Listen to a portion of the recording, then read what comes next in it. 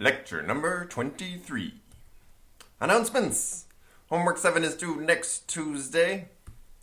Project 1 composition revisions are due next Thursday, so you'll find information about this online. You can revise your Project 1 submission if you like in order to address the issues that were pointed out by your readers when they looked at your composition. So when you do this, then you resubmit the project. Your readers can see the changes that you've made.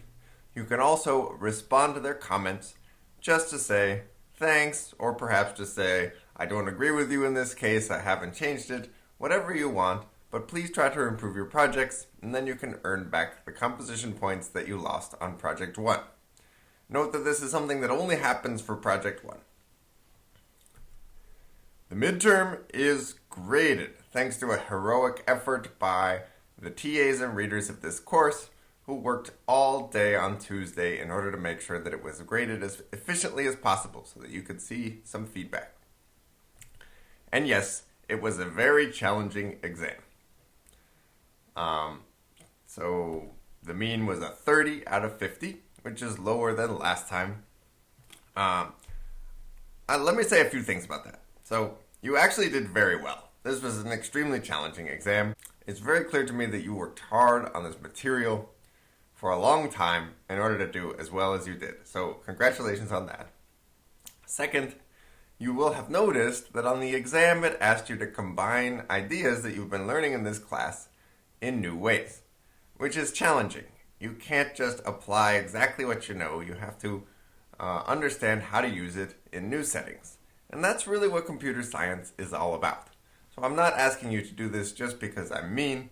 I'm asking you to do this because it's fundamental to our discipline.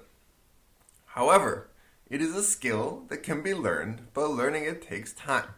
So don't get discouraged if you find that it was challenging to solve some of the problems on the exam, even though you felt like you knew how to understand the tree processing problems in class, for instance, or whatever else you came along.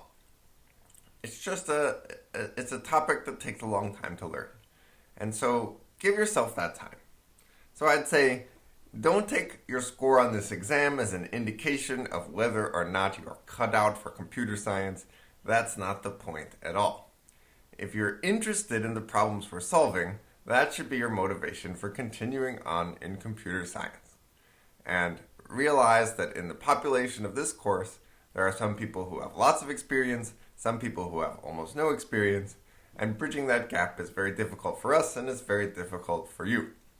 So that's just the reality of what you're dealing with. I know that it can be disappointing to work really hard on something and not get a perfect score, but that doesn't mean that you can't do this. It just means you have more to learn and more of the material to master. Finally, I'll say that it's much better in this course to keep up with the material rather than try to catch up with the material after falling behind. It's very hard to catch up because the course moves at a very fast pace.